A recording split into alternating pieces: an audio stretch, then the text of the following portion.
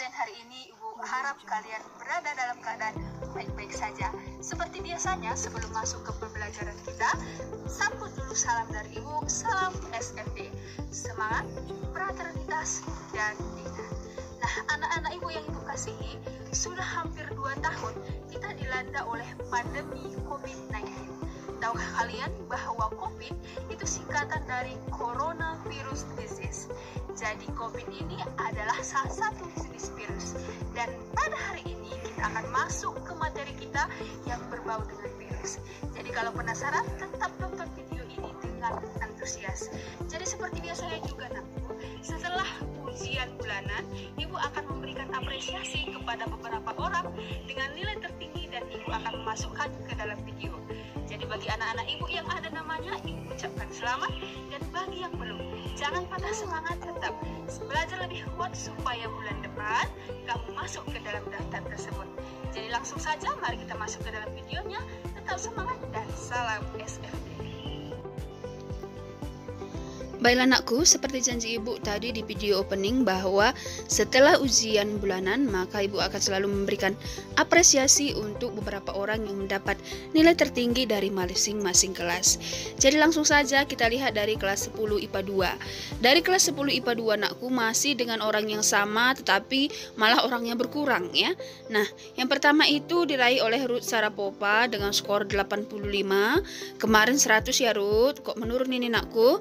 Yang kedua El Nino Pepalemta, ini juga kemarin mendapat skor 95, tapi El Nino jadi 85. Kemudian dari Bayak Nabe juga begitu, mengalami penurunan nilai juga. Walaupun ketiga orang ini masih bertengger di posisi paling tinggi di kelas 10 IPA 2. Jadi nakku, ibu harap untuk ketiga orang ini silahkan lebih giat lagi belajar supaya nanti nilainya jadi ke 100 lagi.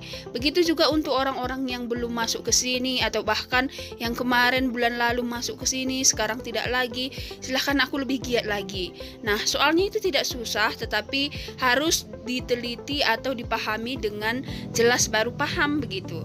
Nah, jadi dari soal yang ibu buat kemarin yang dilihat itu bukan hanya kepintaran tapi ketelitian. Kalau ibu lihat soalnya mudah tetapi banyak di situ jebakan-jebakannya.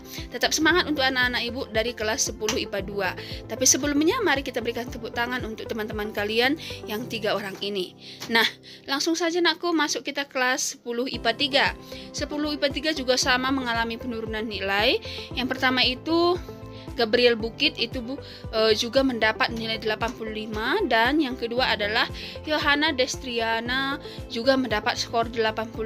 Dan dari kelas 10 IPA 2 hanya anak ibu ini gitu ya, hanya 2 orang yang mendapat skor 85, yang lainnya itu udah 80, dan 80 itu ada beberapa, jadi ibu hanya mengambil yang 85. Jadi tetap semangat juga untuk anak-anak ibu dari kelas 10 IPA 3. Gabriel, Yohana juga semangat nakku, ayo balikkan nilainya yang kemarin. Dan yang ada anak-anak ibu yang keluar dari list ini silahkan lebih giat belajarnya bulan ini supaya kembali masuk. Dan untuk anak-anak ibu yang belum pernah masuk nakku, silahkan, kesempatan masih terbuka lebar, jadi silahkan belajar lebih kuat lagi dan lebih tekun lagi supaya nanti kalau bisa semuanya dapat nilai 100, biar semuanya dapat nih namanya ibu masukkan ke sini ya. Oke, dan yang kelas 10 IPA 4. Dari kelas 10 IPA 4 itu yang pertama itu adalah Korinti Brutarigan. Nah, jadi di sini tidak ada yang mendapat nilai 85. Yang paling tinggi itu adalah 80, yaitu Korinti Brutarigan diikuti oleh Gregorius Gilan 80. Nah, jadi inilah nilai-nilai yang tertinggi dari ujian bulanan kedua. Sama seperti yang ibu bilang barusan aku, bukan soalnya yang susah, tapi ketelitian kalian yang kayaknya sudah menurun ya. Banyak yang ibu buat kecuali, yang ibu buat yang bukan begitu di soalnya. Jadi walaupun seperti ini nakku, jangan patah semangatnya. Masih ada ujian bulanan berikutnya. Tunjukkan lagi sama ibu bahwa kalian lebih teliti lagi, lebih gigih lagi, lebih tekun lagi supaya nanti nilainya semua nilai 100, dan supaya nanti orangnya makin banyak lagi. Nggak apa-apa ibu capek mengetik nakku, yang penting kalian bisa paham dan mendapat nilai bagus. Nah, jadi sekarang mari kita berikan tepuk tangan untuk teman-teman kalian yang berasal dari IPA 2, IPA 3, dan IPA 4 untuk bulan ini. Baiklah anakku, kembali lagi kita masuk ke biologi kelas 10 dan kali ini kita masuk ke pertemuan yang akan membahas bab 3 yaitu virus. Kalau pertemuan sebelumnya kita masih bab 2 yang membahas tentang keanekaragaman hayati. Dan setelah ibu periksa jawaban kalian, ternyata anak Santa Maria ini mempunyai suara yang luar biasa anakku ya. Bisa menggetarkan jiwa. Yang tadinya ngantuk makin ngantuk ya. Nah, jadi sekarang kita masuk ke bab 3 yaitu virus. Jadi di antara kalian pasti sudah paham apa itu virus, apalagi di kondisi sekarang ini kita sedang menghadapi salah satu virus yang berbahaya yang belum ditemukan obatnya, yaitu adalah virus corona. Nah, kita akan melihat bagaimana, apa ciri-ciri dan jenis si virus ini. Nah, untuk pertemuan kita kali ini ada 2 tujuan pembelajaran juga yang harus kalian pahami nanti. Yang pertama, setelah mengikuti pembelajaran ini, siswa dapat memahami ciri-ciri virus dan tidak lupa dengan menggunakan waktu yang efisien dan efektif.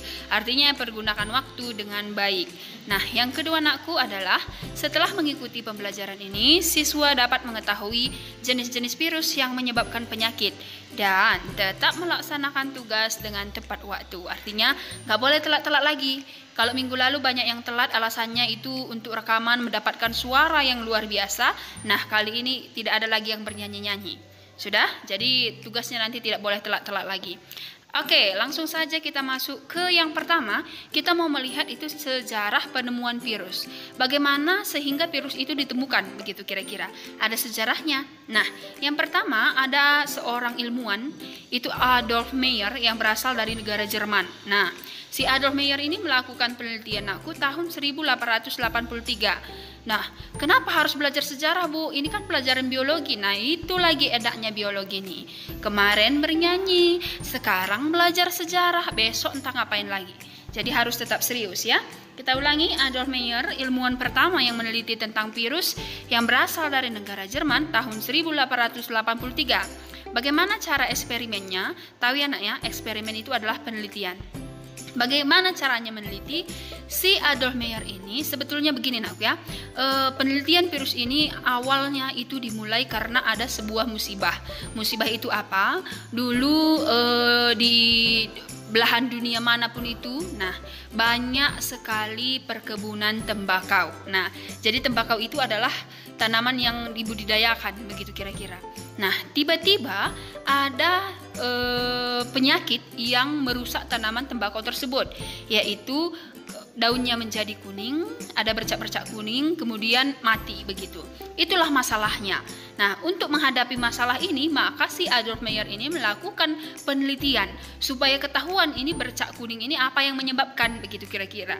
Nah, maka eksperimen yang dilakukan oleh Adolf Meyer adalah menyemprotkan ekstrak tanaman sakit ke tanaman yang sehat. Maksudnya gimana, Bu? Nah, jadi bayangkan ya, Ibu sekarang jadi Adolf Meyer. Di hadapan Ibu ada tanaman tembakau. Ibu ambil daunnya, lalu Ibu tutu. Tahu tutu nak? Nah, setelah Ibu tutu, Ibu perah. Hasil perahannya itulah namanya ekstrak. Sudah? Ekstrak tanaman yang sakit yang sudah ada bercak kuningnya itu Ibu semprotkan ke tanaman tembakau yang sehat yang tidak mempunyai bercak kuning. Sudah? Nah, kemudian Ibu tunggu beberapa lama, maka tanaman yang sehat itu jadi sakit gitu. Itu yang dilakukan oleh si Adolf Meyer. Nah, maka diambillah Adolf Meyer lah kesimpulan. Kesimpulannya apa? Penyakit ini menular. Nah, jadi dia belum tahu bahwa itu adalah virus. Yang dia ketahui bahwa penyakit ini menular. Cukup di situ. Adolf Meyer, orang Jerman, gagal. Belum tahu dia apa penyebabnya. Baru curhat dia anakku. Kemana dia curhat? Ke Dmitri Ivanovsky. Nah, itu gambar si Adolf Meyer. Curhat dia sama Dimitri. Dimitri, aku nggak tahu apa penyebabnya, katanya anakku ya. Baru datang Dimitri, tenang kau sahabat, akan kuteliti, katanya. Sehingga Dmitri Ivanovsky yang berasal dari Rusia melakukan penelitian tahun 1892, nah, melakukan eksperimen yang berbeda. Eksperimen yang dilakukan oleh Dmitri adalah menyaring ekstrak tanaman yang sakit dengan saringan bakteri. Nah, si Dmitri Ivanovsky itu beranggapan bahwa penyakit ini disebabkan oleh bakteri. Nah, untuk membuktikannya dia mengambil saringan bakteri nakku. Jadi kalau saringan bakteri, kalau kita saring bakteri, maka bakteri nggak bisa lewat. Nah, digunakannya saringan bakteri, disaringnya ekstrak tanaman yang sakit. Kemudian nakku, hasil saringan tadi kembali lagi disemprotkan ke tanaman yang sehat. Ternyata tanaman sehat itu juga terkontaminasi atau jadi sakit. Berarti virus itu lolos dari saringan bakteri. Berarti itu bukan bakteri.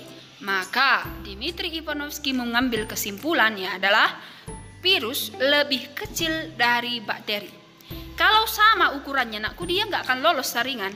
Ini dia lolos, berarti virus lebih kecil dari bakteri. Nah, inilah gambar si Dmitry Ivanovsky. Begitulah taraf kegantengan pada masanya ya.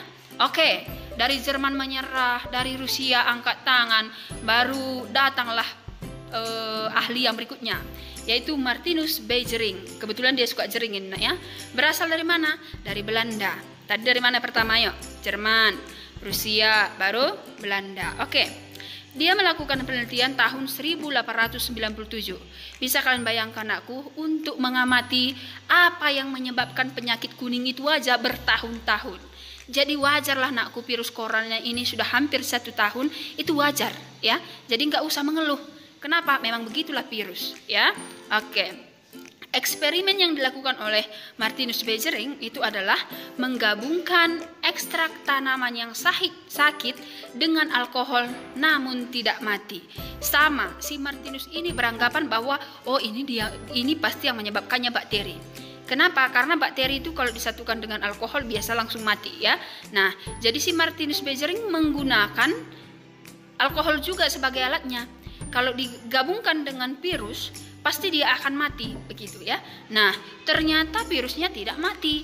Berarti hasilnya adalah virus tidak sama dengan bakteri. Nah, jadi makanya hand sanitizer itu tidak bisa mengobati orang yang terkena virus nakku, tapi mencegah bisa ya. Oke.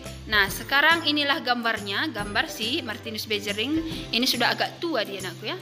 Oke. Yang keempat maksudnya ini ya.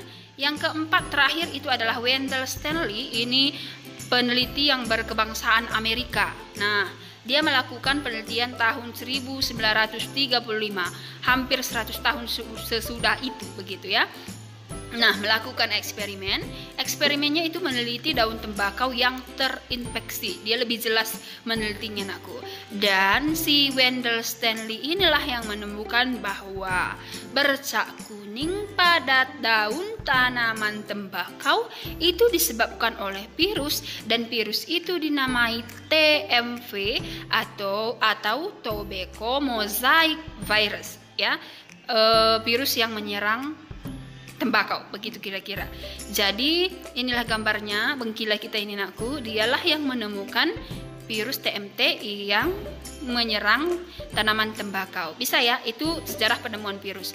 Berarti kalau dari negaranya coba kita lihat nakku, Jerman, Rusia, Belanda, dan diakhiri oleh si Amerika. Jadi kalau ditanya peneliti orang yang menemukan virus itu jawabannya Wendell Stanley. Tapi kalau ditanya sejarah penemuan virus itu diawali oleh si Adolf Meyer. Bisa ya? Oke. Nah, sekarang kita masuk ke yang berikutnya. Yang berikutnya itu kita masuk ke ciri-ciri virus. Jadi bagaimana sih yang dibilang virus itu? Nah, kita lihat satu-satu. Yang pertama, ukuran mikroskopis. Mikroskopis artinya kecil, ukurannya sangat kecil nakku. Jadi bakteri saja sudah kecil ya. Bakteri itu bisa dilihat dengan mikroskop cahaya. Tapi kalau si virus ini hanya bisa dilihat dengan mikroskop elektron yang pembesarannya bisa berpuluh-puluh ribu kali ya. Oke, yang kedua nakku, hanya bisa hidup di makhluk hidup. Nah, ingat, hanya bisa hidup di makhluk hidup. Artinya kalau virus ada di tubuh ibu bisa. Jadi kalau virus ada di barang itu nggak bisa. Makanya kalau dibilang virus dari udara itu kalau sudah lama di udara aku nggak bisa ya. Nah, sering kita dengarkan virus corona itu tidak bisa bertahan lama di udara. Kenapa? Nah, itu hanya ditularkan dari misalnya ibu terkena virus corona jauh-jauh ini, amit-amit, jangan kau aminkan. Sudah? Kemudian ibu batuk. Nah, ketika kita batuk nakku akan keluar seperti cairan-cairan, itu namanya droplet. Nah, ketika cairan itu belum kering, maka virus corona bisa bertahan di situ. Tapi ketika cairan sudah kering, maka dia mati dengan tersendirinya. Makanya dibilang sering-sering berjemur ya. Nah, jadi kalaupun kita membeli barang misalnya datang dari luar negeri, silahkan dijemur dulu. Seandainya kalaupun ada droplet di situ, itu sudah kering, maka dia tidak mengandung virus corona lagi, ya. Oke. Yang ketiga, virus tidak memiliki alat gerak. Karena dia tidak memiliki alat gerak, anakku, makanya untuk berkembang biak, virus membutuhkan yang namanya vektor atau pembawa. Jadi ketika virus corona, satu orang menularkan virus corona ke yang lainnya, itu vektornya siapa? Ya manusia itu vektornya. Jadi kalau virus corona terbang dari tubuh seseorang ke tubuh yang lain, itu tidak bisa. Kenapa? Karena dia tidak memiliki alat gerak. Harus ada vektor pembawanya. Jadi kalau ada pertanyaan, Bu, virus corona siapa vektor pembawanya? Manusia, ya. Oke, karena dia yang menularkan dengan temannya. Yang keempat, virus mempunyai asam inti. Tahu asam inti, aku? Nah, atau asam nukleat itu ada DNA atau RNA. Lihat, setiap makhluk hidup mempunyai asam inti 2, aku. DNA dan RNA. Contoh, kita manusia punya DNA, punya RNA. Berbeda halnya dengan si virus. Si virus ini hanya punya salah satunya. Maka ada disebut dengan virus DNA, ada pula disebut dengan virus RNA. Jadi kalau dia dimasukkan virus RNA, dia hanya memiliki asam inti RNA dan tidak mempunyai DNA. Begitu juga kebalikannya. Bisa ya? Oke. Yang kelima, virus bisa dikatakan benda mati. Ini nanti ada alasannya. Virus juga dikatakan makhluk hidup. Itulah keunikan si virus. Nah, jadi salah satu keunikan si virus adalah virus dikatakan benda mati, virus dikatakan makhluk hidup. Nah, virus ini juga aseluler, artinya bukanlah sel. Sudah? Oke, sekarang kita lihat. Kenapa tadi virus dikatakan benda mati? Kenapa dikatakan makhluk hidup? Virus dikatakan makhluk hidup karena mampu bereproduksi menggunakan asam inti. Virus bisa bereproduksi, tapi ada syaratnya, anakku, harus di makhluk hidup. Jadi kalau virus berada di benda mati, dia tidak bisa memperbanyak diri. Sudah? Oke. Yang berikutnya, virus dikatakan benda mati, jawabannya dapat mengkristalkan diri. Artinya mengkristalkan diri, anakku, dia bisa dia bisa tidak melakukan apa-apa dalam waktu yang cukup lama. Nah, makanya mengobati virus ini agak susah. Kenapa? Kita pikir virusnya sudah pergi, datang lagi. Kenapa? Karena pada suatu masa-masa tertentu di mana kondisinya kurang menguntungkan untuk hidup, maka dia bisa mengkristalkan diri, tidak melakukan apa-apa dalam jangka waktu yang lama, tapi bukan berarti mati. Bisa? Itu maksudnya mengkristalkan diri. Jadi nakku, demikianlah pelajaran kita kali ini. Ibu harap kalian bisa memahaminya. Dan seperti biasa, pindahkan ke buku catatanmu dan kerjakan tugas tepat waktu. Dan nakku, sebelum kita mengakhiri pelajaran kita, Ibu juga mau mengajak kalian berefleksi. Silahkan kira-kira nilai-nilai ke SFD-an mana dan nilai-nilai ke SFD-an yang bagaimana yang bisa kalian hidupi dari pelajaran kita kali ini. Tetap semangat dan salam SFD.